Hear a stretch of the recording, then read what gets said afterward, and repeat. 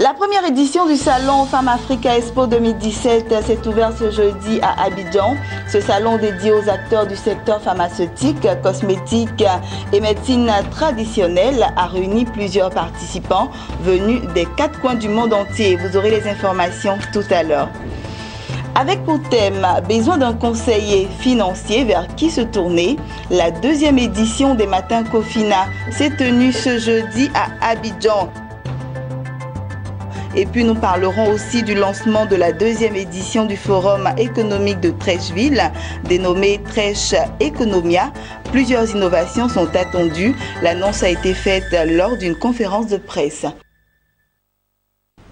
Bonsoir à tous et bienvenue à ce temps d'information. Commençons par cet élément. Ouverture ce jeudi à Abidjan de la première édition du Salon Femmes Africa Expo 2017. Il s'agit pour les participants venus de 15 pays d'Afrique, d'Europe, d'Amérique et d'Asie d'échanger, de s'informer et de se former sur toutes les dernières innovations technologiques. La cérémonie d'ouverture a été rehaussée par la présence du vice-président de Côte d'Ivoire, Daniel Kablan-Duncan, le compte-rendu avec Jérémy Aoré, Lyon Gilbert et Soro Tchelina.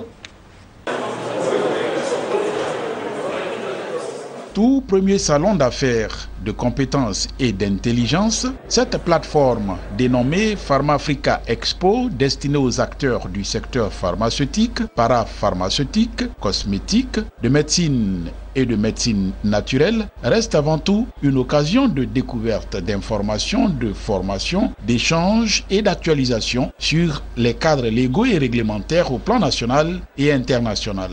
Durant 3 jours, ce rendez-vous sera marqué par plusieurs tables rondes et des visites de stands, le tout autour du thème « Nouvelles tendances pharmaceutiques et innovations thérapeutiques ». À l'ouverture, la présidente du comité d'organisation et promotrice du salon, Dr Bouboutou Kaboré Linda, a expliqué les motivations qui ont sous-tendu la création de Pharma Africa Expo. Pharma Africa Expo est née d'une vision, celle de valoriser et de s'informer sur le savoir-faire africain et de plaider pour un meilleur encadrement dans ce secteur. Car, comme vous le savez, 80% de nos populations se soignent d'abord en médecine traditionnelle. Nous devons donc les encadrer. Oui, nous avons voulu offrir à l'Afrique un événement à la hauteur des talents et des compétences de ces acteurs, qui représentent une part importante du tissu économique et qui portent haut et fort les couleurs de nos pays à travers le monde. Pharmaciens, médecins, professionnels de la santé, stagiaires d'esthétique, étudiants vont tout le long de Pharma Africa Expo échanger sur d'importants sujets hautement utiles pour pérenniser la structure. Nous avons sollicité des experts pour échanger sur les mécanismes à mettre en œuvre pour renforcer la production locale des médicaments et aller au-delà de la santé publique. Ces aspects vont recouvrir la recherche, le développement, les problèmes de propriété intellectuelle qui sont programmés dans les échanges. PharmAfrica Expo, une initiative qui vient valoriser la profession pharmaceutique et d'ailleurs saluée par le gouvernement ivoirien. Vous avez le souci d'améliorer le système de santé, partant celui de l'accès des patients aux thérapeutiques de qualité. Le gouvernement ivoirien soutient votre initiative et vous indique que vous êtes sur la bonne voie, la voie de la réforme et de l'innovation. Le ministère de la Santé voudrait également vous engager à mettre un focus sur le phénomène des médicaments de la rue, je pense que Linda l'a dit tout à l'heure, qui polluent nos villes et villages et qui sont un danger permanent pour nos populations et une menace pour nos économies. Le vice-président de Côte d'Ivoire, Daniel Kablan-Duncan, après avoir relevé la part combien importante que jouent fabricants, pharmaciens et autres distributeurs pour une bonne santé des populations, a appelé les opérateurs économiques à investir dans ce secteur qu'il dit porteur. C'est un secteur d'opportunités, porteur de croissance et créateur d'emplois. Son expansion permettra en outre de réduire la dépendance de nos pays africains vis-à-vis de l'extérieur. Par ailleurs, l'augmentation de la production permettra, entre autres, de réduire les coûts des médicaments et par voie de conséquence, de lutter contre les marchés parallèles, de freiner la vente de faux médicaments, et Madame le ministre en a parlé tout à l'heure, d'endiguer le phénomène des médicaments de la rue. Il s'agit donc, on le voit, d'un véritable levier de développement.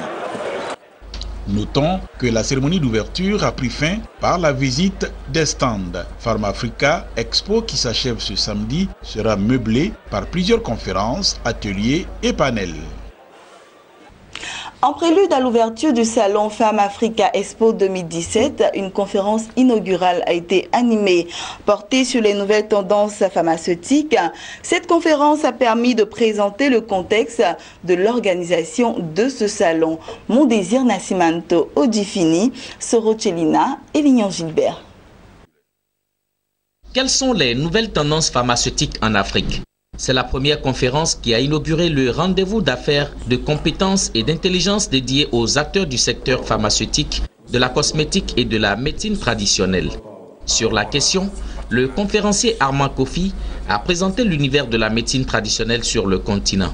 Un état des lieux qui montre la richesse des plantes médicinales, des plantes disponibles partout et contenant des principes actifs et efficaces. L'avenir de l'industrie pharmaceutique en Afrique repose sur le développement et la production des médicaments à base de plantes. Pourquoi? Parce qu'on a des matières premières. Ces matières premières sont locales. Ces matières premières sont des plantes qui présentent une bonne efficacité.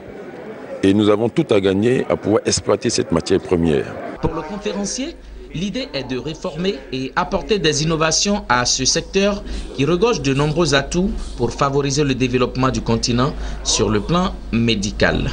C'est un plateau technique, une des unités industrielles qu'il faut pour la transformation de ces plantes-là pour les rendre accessibles à une plus grande population.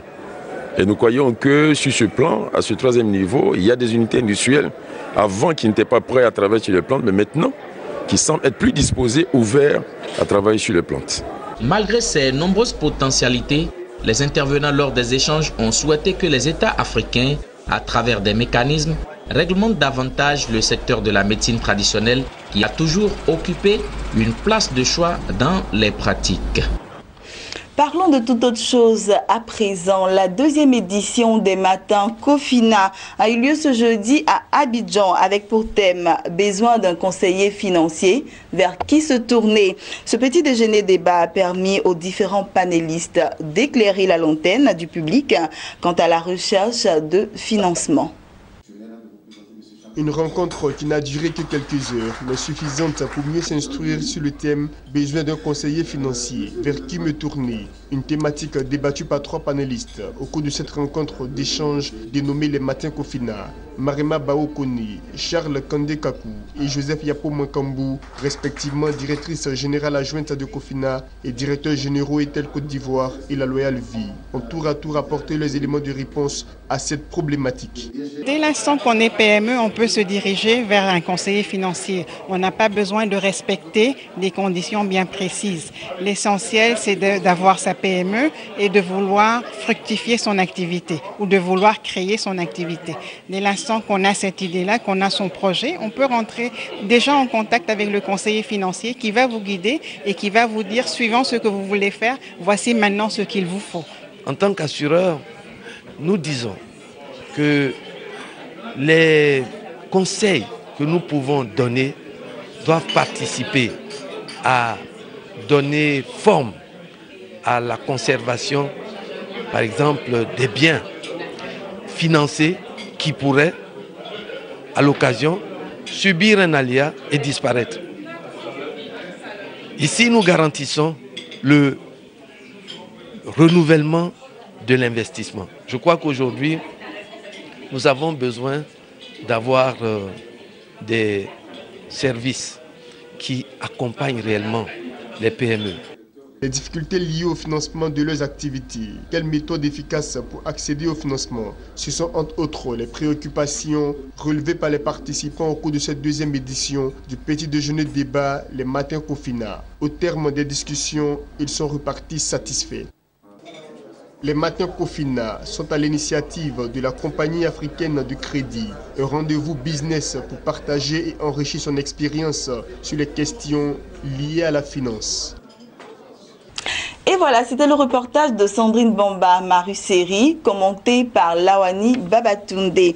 On poursuit toujours ce journal. La mairie de Treichville a organisé un point de presse mercredi dernier. Objectif, annoncer la tenue prochaine de la 2e édition du Forum économique de Treichville, dénommé Treich Economia 2017. Placé sous le thème « La responsabilité sociétale des entreprises pour le développement durable de la commune de Treichville », ce forum enregistre plusieurs innovations cette année, notamment la création du village Nzassa qui verra la participation de plusieurs pays de la sous-région, mais également du Maroc, invité d'honneur à cette 2e édition de Treich Economia. Et c'est le reportage de Sandrine Bamba et Maruseri.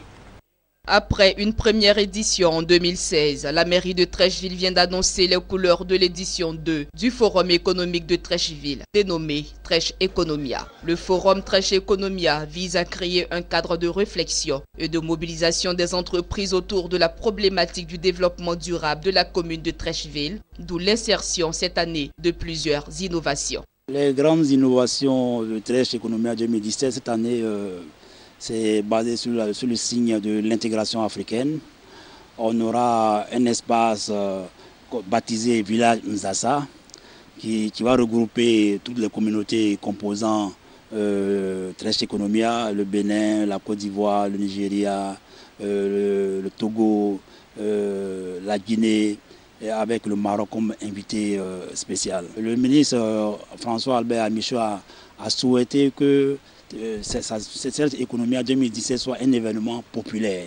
Prévu du 7 au 9 décembre prochain, le Forum Treich Economia va enregistrer plusieurs participants issus de divers pays de la sous-région, ainsi que du Maroc, pays invité d'honneur. Durant 3 jours, ils vont échanger sur le thème « La responsabilité sociétale des entreprises pour le développement durable de la commune de Treichville ». Un thème pour lequel opérateurs économiques, population de Treichville et d'Abidjan sont invités à y prendre part. Vous savez, Treichville, c'est le port. Treichville, c'est le plus grand marché de Côte d'Ivoire. Treichville, c'est la commune Nzassa. Et nous souhaitons que toutes les entreprises de Treichville et celles qui ont des intérêts viennent participer à Treich Economia 2017. Contrairement à la première édition qui s'est tenue au Palais de la Culture, cette 2e édition se tiendra à la rue 12, célèbre allée commerciale qui fait la fierté du district d'Abidjan. Objectif, permettre aux populations d'être au cœur de l'événement. Voilà, on arrive aux informations en bref et en images. Au Sénégal, le gouvernement a adopté en Conseil des ministres le projet de loi des finances pour l'année 2018 avec un budget s'établissant à 3 709,10 milliards de francs CFA, environ 6,7 milliards de dollars contre 3 360 milliards de francs CFA pour l'exercice qui se termine en décembre prochain, soit une hausse de 10,4%. L'État a envisagé également d'injecter 38 milliards de francs CFA dans la formation professionnelle et l'apprentissage. Il devra aussi mobiliser 27 milliards de francs CFA pour les subventions aux intrants agricoles, 15 milliards pour le programme d'urgence de développement communautaire et 14,5 milliards pour les domaines agricoles communautaires. Terminons avec ceci. Durant les 7 premiers mois de l'année, les importations angolaises de viande de volaille se sont cumulées à 164 789 tonnes, soit un peu moins du double du volume de l'année dernière. À la même période, c'est ce qu'a annoncé le département américain de l'agriculture dans son rapport publié en début de mois. Et c'est ici que nous refermons ce journal. J'ai été très heureuse de vous l'avoir présenté. Je vous donne rendez-vous vendredi 21h pour un prochain journal.